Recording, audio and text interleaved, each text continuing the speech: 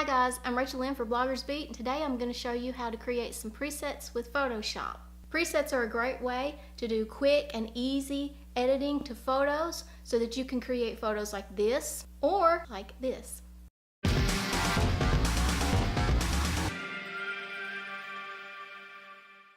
As a blogger, I find that presets are the perfect way to quickly bump up the drama factor a few notches. For this demonstration, I will be using this image and I will be working from a duplicate layer. To get started, with the duplicate layer selected, go to Filter and then select Raw Filter. This opens the Camera Raw editing screen. Now if you're new to Photoshop, you should take some time to explore all of these tabs. However, for this preset, I'm just going to select the first tab where we will see all of the basic settings. And I'm just going to lower the saturation level down to around -95. Then I'm just going to select the third tab. Now I don't know if you can see it or not, but she has a little bit of acne along her jawline. And to smooth this out, I'm going to increase the luminance a bit. Now technically that's not the purpose of the luminance. However, if you can see it, as I increase the luminance, the image becomes smoother. So I'm just going to set it high enough to smooth her complexion out just a bit. Then I'm just going to jump back over to the curves and bump up the lights just a tad. Bumping up the lights will help to brighten up the image in areas that need to be brightened. Now I think that I'm going to go back over to the Basics tab because I need to bring back some of the detail around her mouth and around her jawline, and I also think that I want to bring in some of the texture in her hair. So I'm going to bump up the clarity until I can get that the way I like. Now that I like the way that the image is looking, I'm going to head on over to the split toning, and this is where the image will go from a black and white picture to take on more of that sepia tone.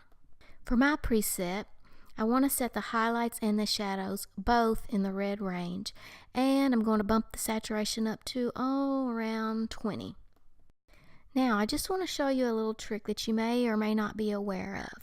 But if you want to take a look at what you've done so far, if you just check this little button down here at the bottom, it looks like a little Y, it will channel through the before and afters. One click will show you side by sides, and a second click will show you a split screen image of the side by side. And if you click it one more time, you'll get a top and bottom of the before and after, and a fourth time will show you a horizontal split image of the before and after, and one more time will take you back to your full shot.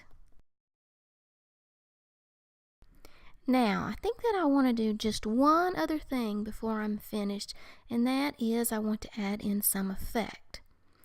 I don't want this image to be too polished, so I'm going to add in some grain. Now let me just zoom in so that I can see how the grain is affecting her face. Then I'm going to just increase the grain until I'm satisfied with the way that it appears on her skin. And one final thing, I just want to add some vignetting effect. So I'm going to decrease by about 30, and I'm going to also lower the roundness to about -25. And so I think that I like the way that this is looking, so I'm going to save this as my preset. And to do that, I'm just going to go over and click that last tab, and now you can see all of the presets that I've saved before in the past. And to save this one, I'm just going to click on that little icon at the right here and select Save Settings. Now when you do this, you'll be presented with the option to choose which changes that you want to include in your preset. You can use the pull down tabs to specify just each individual tab, and if you select the basics, you can see that everything on the basics tab is checked marked.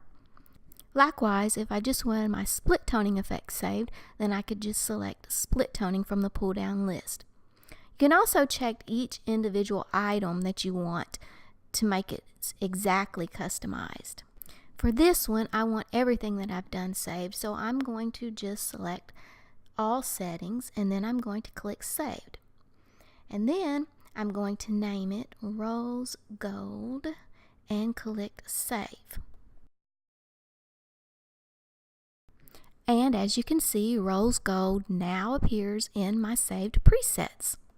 To give it a test run, I'm just going to click cancel and head back over to my original image. And this time when we select filter, camera raw filter, and opened up the camera raw editing screen, we're just going to go over to the presets tab and click rose gold. And voila, we now have an instant rose gold sepia tone. To save the changes to the image, I'm just going to click OK, and then we're going to be back over on our main screen, and you can see the duplicate image is rose gold and the original image beneath it still has its original properties. Well, I hope you found this video helpful. If you did, please give me a like below, and remember to subscribe to get more great blogging tips like this.